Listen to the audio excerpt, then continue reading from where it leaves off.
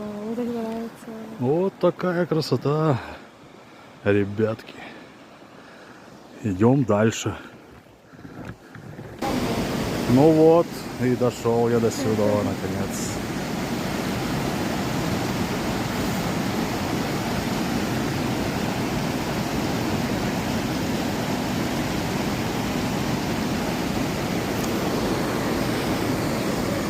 Как красиво.